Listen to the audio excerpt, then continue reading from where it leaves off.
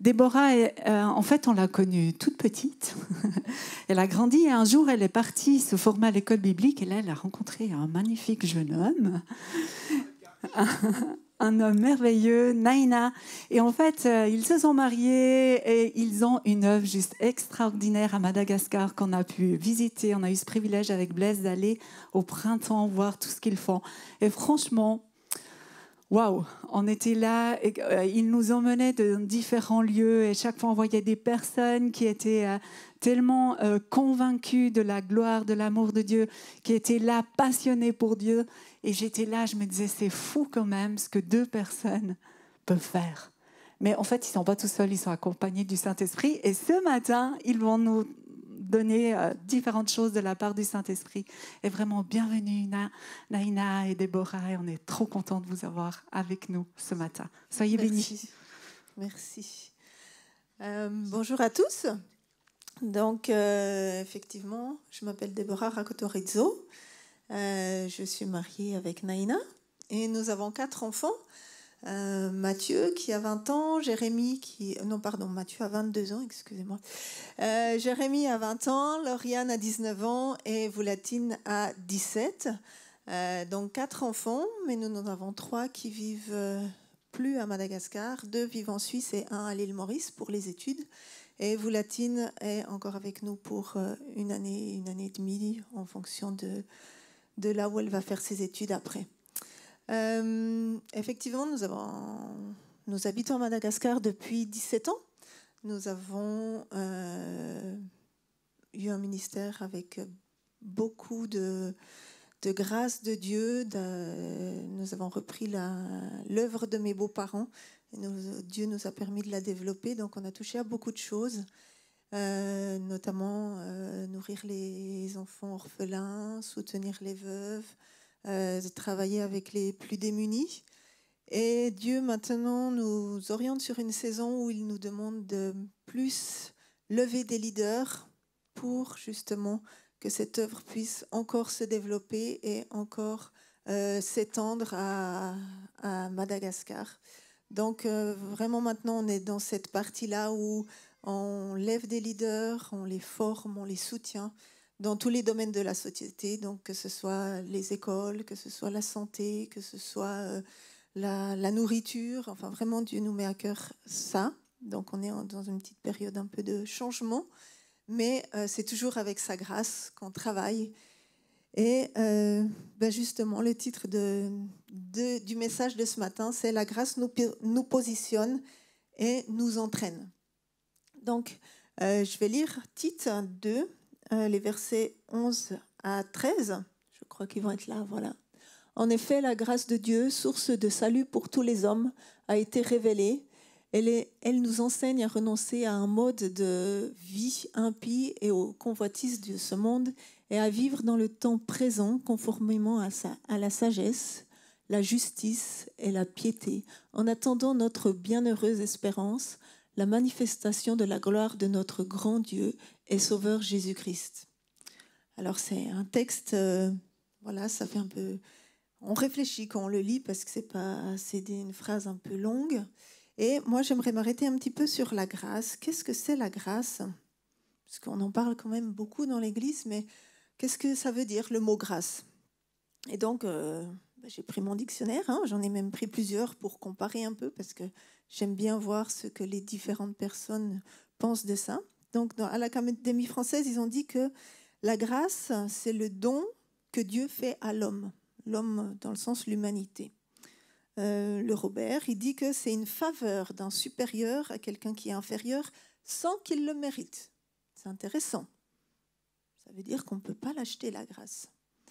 Et puis, il dit aussi, le Robert toujours, que la grâce, c'est l'aide de Dieu qui rend l'homme capable de parvenir au salut. Donc ça veut dire que sans la grâce, on ne peut pas arriver au salut. La grâce était là avant le salut. Et le Larousse, il dit aussi que la grâce, c'est le don que Dieu accorde aux hommes pour leur salut. Donc là, on revient toujours, c'est une faveur, c'est un don c'est quelque chose qui ne peut pas être acheté. C'est quelque chose qui est là. C'est quelque chose qui est établi. C'est quelque chose qui est éternel. Qu'on y croie, qu'on n'y croie pas, elle est là. Et on ne peut rien faire. On ne peut pas l'acheter. Ce n'est pas parce que je vais faire quelque chose que je vais l'avoir. Et c'est par cette grâce que l'homme reçoit le pouvoir de devenir enfant de Dieu. C'est parce que la grâce était là que nous pouvons devenir enfants de Dieu. Donc en fait, dans le titre, la grâce nous positionne. Voilà, c'est parce que la grâce est là qu'elle va nous positionner. Je vais lire Romains 15, 7. Accueillez-vous donc les uns les autres comme Christ vous a accueillis pour la gloire de Dieu. Donc Dieu nous accueille. Dieu nous accueille comme on est. Je n'ai pas besoin de m'habiller d'une certaine manière, je n'ai pas besoin d'avoir les cheveux d'une certaine longueur, je n'ai pas besoin d'avoir un statut un statut social particulier. Dieu nous accueille et il nous demande aussi d'accueillir les autres de cette même manière. Donc la grâce de Dieu nous accueille. C'est bon, on est là, on peut rentrer dans la grâce de Dieu. Il y a un autre texte dans Galates 4, 5 à 7. Ça, j'ai oublié de le donner à celui qui projette. Donc, je vais le lire depuis ici. Donc, Galates 4, versets 5 à 7. Afin qu'il rachetât donc, ceux qui étaient sous la loi, afin que nous reçussions l'adoption. Et parce que vous êtes fils, Dieu a envoyé dans nos cœurs l'esprit de fils, lequel crie « Abba, Père ». Ainsi, tu n'es plus esclave, mais fils. Et si tu es fils, tu es aussi héritier par la grâce de Dieu. Et donc là, on voit qu'une fois que la grâce nous a accueillis, elle nous adopte. Et par cette grâce-là, on devient fils, fille de Dieu. C'est quand même extraordinaire. J'ai rien besoin de faire. Je crois, je suis accueilli comme je suis et je deviens fils de Dieu, fille de Dieu. Donc la grâce, là, elle nous positionne en tant que fils de Dieu. Vous vous rendez compte, c'est quand même extraordinaire, cette grâce qui vient sur nous. Et là, on peut se dire, je suis la fille de Dieu. Je suis le fils de Dieu. Et puis, un dernier texte que je voudrais vous lire, c'est Colossiens 3, le chapitre 12. Ainsi donc, comme élus de Dieu, saints et bien-aimés, revêtez-vous des sentiments de compassion, de bonté, d'humilité, de douceur et de patience. Et là, Dieu, une fois qu'il nous a accueillis, qu'il nous a adoptés en tant que fils, il nous positionne en tant qu'élus. Nous sommes la race élue, nous faisons partie de cette race, de cette tribu que Dieu a élue pour ce monde. Il nous positionne en tant que bien-aimés. Ça veut dire qu'il nous aime. Ça veut dire que son amour pour nous est incommensurable. Elle est là, elle nous entoure. À n'importe quel moment, elle est là. Et il nous positionne en tant que saints. Alors là, des fois, on a un peu plus de peine parce qu'on se dit, ouais, mais bon, j'ai quand même un peu péché de temps en temps. Les mensonges, c'est un peu parfois sorti de ma bouche. Peut-être que j'ai fait des choses aussi qui... Voilà. Mais Dieu, par sa grâce, il nous voit saints. Il nous voit purs. Il nous voit comme il nous a créés. Le voile du péché est enlevé par sa grâce, par cet amour qu'il a pour nous. Donc, effectivement, la grâce nous positionne. Elle nous accueille en tant que fils. Elle nous adopte en tant que fils, en tant qu'élu, en tant que bien-aimé, en tant que saint. Et une fois qu'on est prêt à recevoir cette grâce, on entre dans cette destinée-là, destinée du fils, fille de Dieu. Donc la grâce nous positionne. Et très souvent, ça, en tant que chrétien, on le croit, on le comprend. Et parfois, on s'arrête là. Oui, je suis fils de Dieu. Oui, je suis fille de Dieu.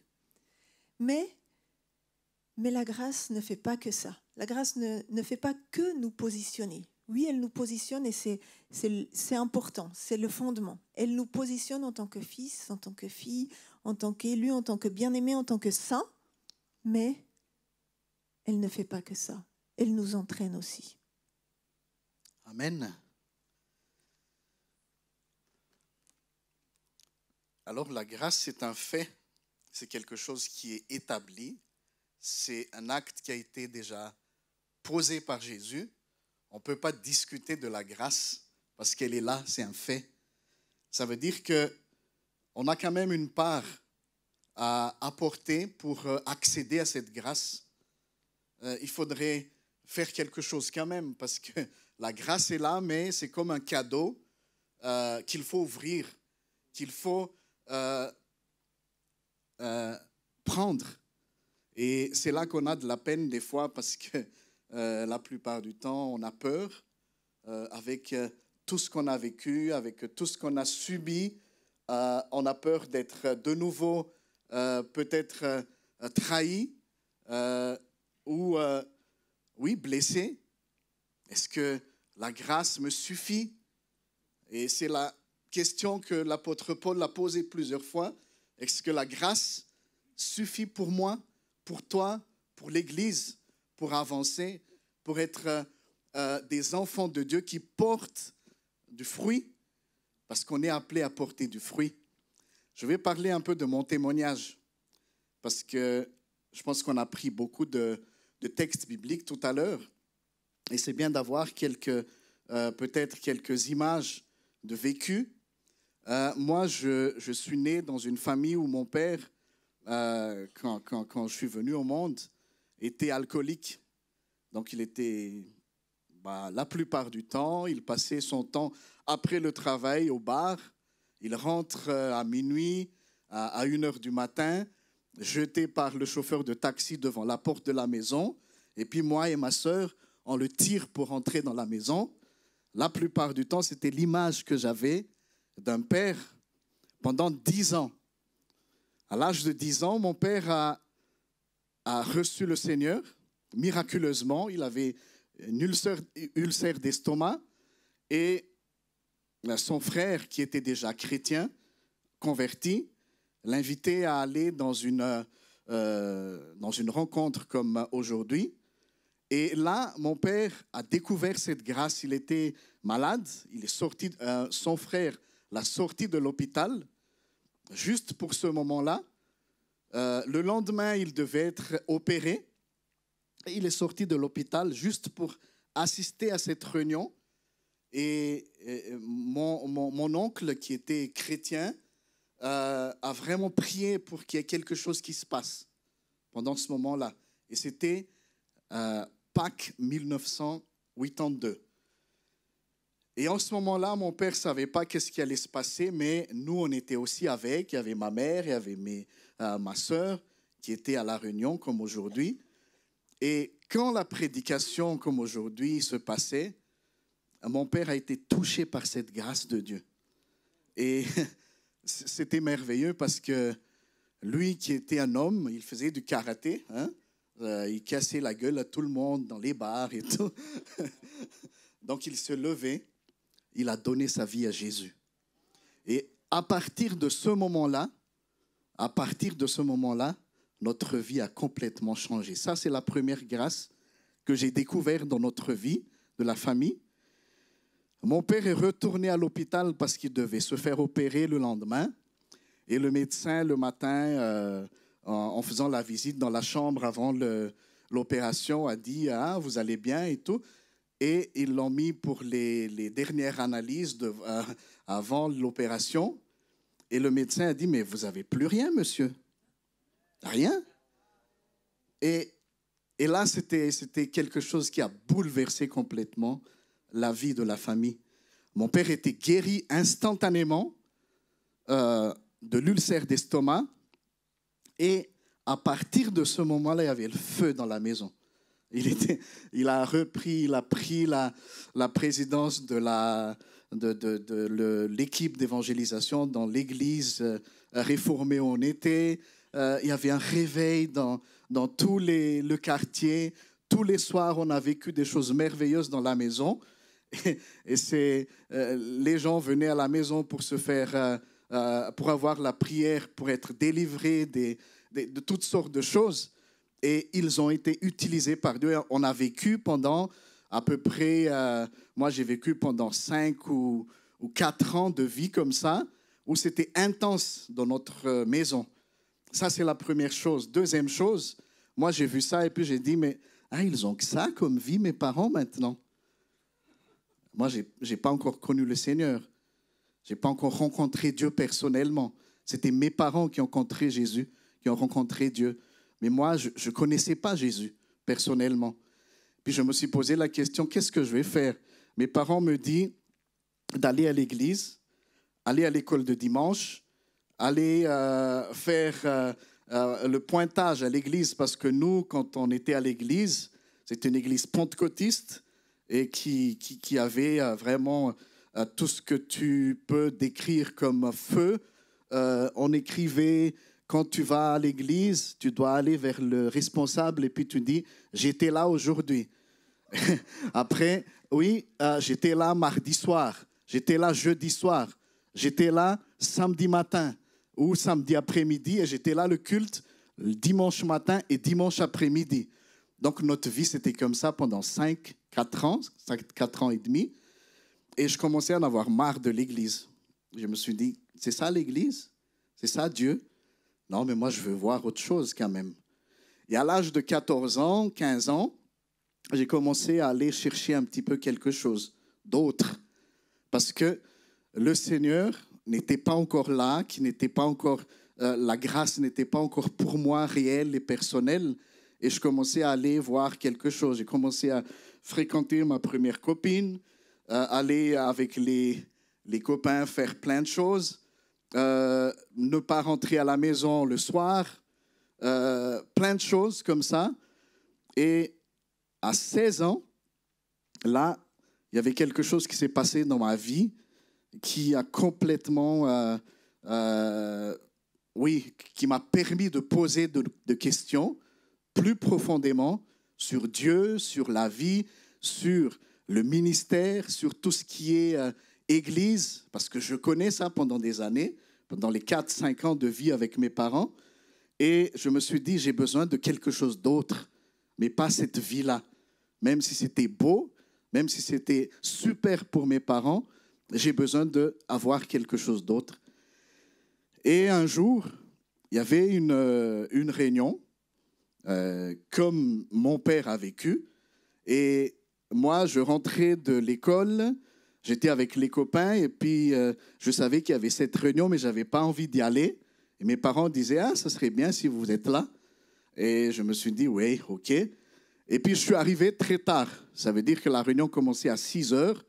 Moi, je suis arrivé 6 heures du soir, à 18 heures. Et je suis arrivé à peu près à 6h30 ou bien 7h moins quart, en pensant que quand j'arrive, le culte il est en train de se terminer et puis j'ai plus rien à faire. Et qu'est-ce qui s'est passé? Quand je suis arrivé, je rentre et puis c'était en pleine la fin de la prédication. Et le serviteur qui était là, il commençait à parler de Jésus. Jésus aimerait te rencontrer personnellement. J'arrive et puis je dis, OK. Et je sentais cette présence de Dieu que je n'ai jamais vécue.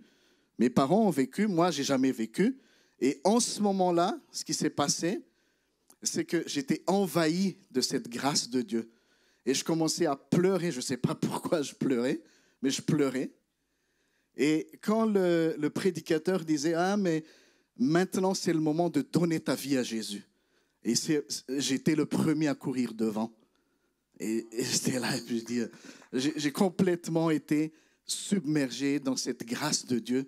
Et je ne savais pas pourquoi, je n'avais pas réfléchi, je n'avais pas préparé, mais la grâce de Dieu était là. Et je suis rentré dedans, et puis j'ai donné ma vie à Jésus. Il a dit, allez, répète cette prière. Et j'ai commencé à répéter en pleurant.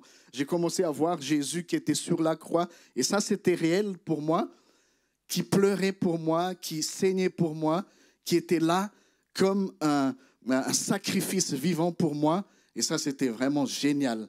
Et c'est là que j'ai commencé à dire au Seigneur, je donne ma vie pour toi, je vais te servir, J'ai commencé à chercher une école biblique, j'ai commencé à chercher quelque chose qui me forme, qui m'amène vers cette mission que Dieu m'a donnée. Et là où on est aujourd'hui, le Seigneur nous utilise avec sa grâce et c'est vraiment merveilleux.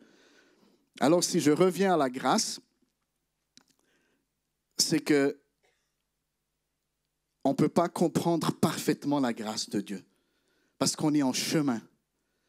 Parce que tous les jours, le Seigneur est en train de nous entraîner petit à petit dans sa voie, dans son plan, dans sa volonté. Et il faut qu'on se laisse tout simplement entraîner par cette grâce. On a le droit d'essayer de chercher des solutions pour nous, pour notre vie, pour tout ce qu'on a peut-être essayé de faire dans notre vie. Mais le fait d'être disposé tout simplement à être entraîné par Jésus dans cette grâce, c'est quelque chose qui est très important pour le Seigneur. Et aujourd'hui, je pense qu'on a des situations où on cherche la solution. Et là, dans les textes qu'on a vus tout à l'heure, on a ce positionnement que le Seigneur nous met. On est fils, c'est un fait. On est prince, on est princesse, on est enfant de Dieu. On est tout ça, on est élu, on est héritier du royaume de Dieu. C'est un fait, parce que ça a été fait, parce que ça a été accompli par Jésus qui était sur la croix. Mais par contre, notre part, c'est d'être tout simplement entraînés par cette grâce. Et laissons-nous nous faire entraîner dans cette grâce ce matin. On aimerait vraiment que ce soit tout simplement un programme. Notre vie, c'est un programme de formation dans la grâce, sous l'inspiration de la grâce. Le Seigneur il est capable de nous amener dans toutes sortes de choses parce qu'on a été positionné comme saints. Ça veut dire qu'il aimerait nous amener dans ce chemin-là. Ce n'est pas possible qu'on a découvert la grâce, qu'on a pu découvrir la grâce et notre vie ne change pas. Et notre vie n'a pas d'évolution dans nos caractères. Dieu nous entraîne dans cette grâce pour nous changer, pour de plus en plus être à sa volonté, à sa disposition pour bénir d'autres. Et c'est ce qu'on voit à Madagascar, ce qu'on fait. On n'a pas le contrôle de tout ce qui se passe, mais on voit que la grâce de Dieu se répand petit à petit. Ce n'est pas non plus spectaculaire. Et quand on commence à faire la statistique et puis on dit combien de petites églises ou des églises de maison on a, et puis là on dit mais on ne sait plus combien. Et quand on fait des rassemblements avec les leaders, avec les gens qui sont vraiment appelés dans ce domaine, et puis on dit waouh, c'est excellent de voir qu'il y a 200 petites églises partout. C'est excellent de voir que les gens sont guéris dans ces petites églises quand ils prient Jésus. Ils sont libérés, ils expérimentent des choses avec Dieu parce qu'on n'a plus le contrôle, parce que Dieu est en contrôle. Amen. Et c'est ce qu'on aimerait aujourd'hui vous partager, c'est que marchons dans cette grâce tout simplement. Laissons-nous être touchés par Dieu. Laissons-nous être transformés par Dieu. Il y a le fait qui est là, mais on ne peut pas rester de comprendre juste qu'on est élu, sauvé, libéré, mais il faut marcher dans la grâce. Il y a toutes sortes de grâces dans la Bible. Dans le Nouveau Testament, il parle de richesse de sa grâce, la multiplication de sa grâce. Il parle de l'abondance de sa grâce. Tout ça, ça nous touche dans notre vie de tous les jours et ça nous forme, ça nous entraîne à être de plus en plus entre la main de Dieu pour bénir tous ceux qui sont autour de nous. Et moi, je crois que la ville où vous êtes, ici, dans la Riviera, à Vevey, ou en Suisse, ces villes, ces gens, ces personnes attendent des gens qui sont remplis de cette grâce, qui marchent dans cette grâce, qui est rempli de cette faveur de Dieu, qui est plein d'amour. La Bible disait tout à l'heure, la grâce nous perfectionne dans ces choses que nous cherchons tous les jours. de dire unissez-vous, aimez-vous les uns les autres. On ne peut pas le faire. C'est impossible de le faire par nous-mêmes. Est-ce que c'est possible d'aimer ton ennemi toi-même? Est-ce que c'est possible que tu viennes et puis tu embrasses celui qui t'a trahi? Est-ce que c'est possible pour moi de ne pas en vouloir à mon père parce qu'il a fait 10 ans de vie et puis moi j'étais malheureux? Est-ce que c'est possible de le pardonner? Ça ne sera pas possible de ma propre volonté. Au contraire, j'en veux à tout le monde. J'en veux à mes parents. J'en veux aux voisins. Ça, c'est nous, c'est l'humain. Mais sans la grâce, on ne peut pas rentrer dans un pardon. Sans la grâce, on ne peut pas recevoir un pardon. Sans la grâce, on ne peut pas vivre une restauration. Et ce matin, j'aimerais vraiment qu'on prie pour que des gens vivent cette restauration. Moi, je l'ai vécu. Et c'était un vécu pour moi à l'école biblique, parce que j'ai fait une école biblique de 3 ans. J'aimais pas trop les études, mais j'ai fait. Et ce qui m'a marqué dans l'école biblique, ce n'est pas tout ce qui était études théologiques, mais c'était un moment qui a changé complètement ma vie sur la grâce. Dans ma chambre, un soir, on revient d'une réunion dans la salle de formation. C'était à Ibeto, c'était à Orvin. Et le feu de Dieu était dans cette école en ce moment-là. C'était en 97. Et je suis retourné dans ma chambre. J'ai mis la louange. Et puis là, tout d'un coup, j'ai compris cette grâce. J'ai rencontré le Seigneur encore une fois. Ça veut dire qu'on peut avoir une révélation de la grâce plusieurs fois. Ce n'est pas juste une fois. Ce n'est pas juste au moment où tu donnes ta vie à Jésus que tu as la révélation de la grâce. Même à l'école biblique, même dans notre mariage, il y a des moments où on reçoit de nouveau cette révélation de la grâce et on est restauré dans quelque chose. Et on avance avec Dieu comme ça.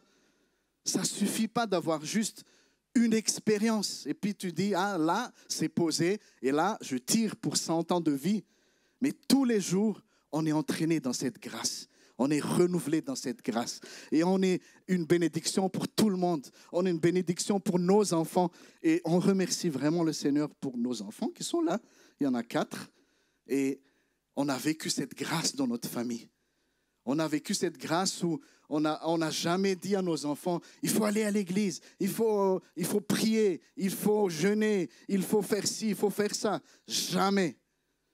On a dit, voilà, le Seigneur est là. La grâce est là. Et on les enseigne, on les entraîne. Et moi, je pense qu'on a besoin de vivre cette révélation tous les jours. Tous les jours. Et pendant ce moment où j'ai vraiment vécu ça dans la chambre de l'école biblique, ma vision sur la grâce a complètement changé. Et je pense que ça m'a beaucoup aidé à aller de l'avant. En Suisse, quand je suis arrivé en Suisse, je me suis dit, ben oui, je connaissais personne. Et puis, j'avais toujours l'impression que tout le monde me regarde tous les jours quand je vais dans la rue. Vous savez qu'est-ce que ça veut dire? Hein? Des fois, vous avez toujours l'impression d'avoir honte tous les jours. Et ça arrive à tout le monde. On a la honte, on a la culpabilité. Et devant les péchés, devant l'état que nous sommes, nous avons, on a cette culpabilité. Et c'est la grâce qui nous libère de tout ça. Ce n'est pas possible d'aller tout seul et chercher la solution. C'est la grâce de Dieu. Et je vous invite vraiment à rencontrer cette grâce, à vivre cette révélation tous les jours. Ça ne suffit pas une fois, mais tous les jours, on rentre dans cette grâce. Amen. Alors on va prendre un temps. On peut aller encore très loin. On peut voir encore les différentes sortes de la grâce dans la Bible. Je vous invite à vraiment aller plus loin. Ça ne suffit pas de dire « Ah, je vis par la grâce », puis ça suffit. Je pense qu'on a fait beaucoup d'erreurs par rapport à la grâce.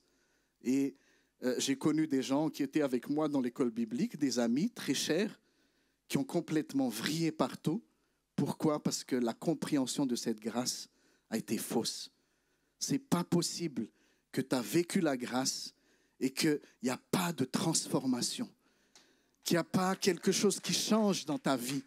Ce n'est pas possible que ton caractère n'est pas touché par la grâce que tu as vécue. Ce n'est pas possible de rester tout simplement et puis de dire « moi je suis comme je suis, donc je parle comme je veux ». Ce n'est pas possible. Parce que le Seigneur nous amène à aimer les autres comme nous-mêmes. Le Seigneur nous invite à pardonner ceux qui sont mauvais envers nous, qui nous font du mal. Donc, c'est seulement par la grâce qu'on peut rentrer dans ces choses-là. Et je vous invite vraiment ce matin, je nous invite à rentrer petit à petit et nous faire traîner dans ce chemin-là. On va peut-être prendre un chant, si c'est possible, et puis on va prier.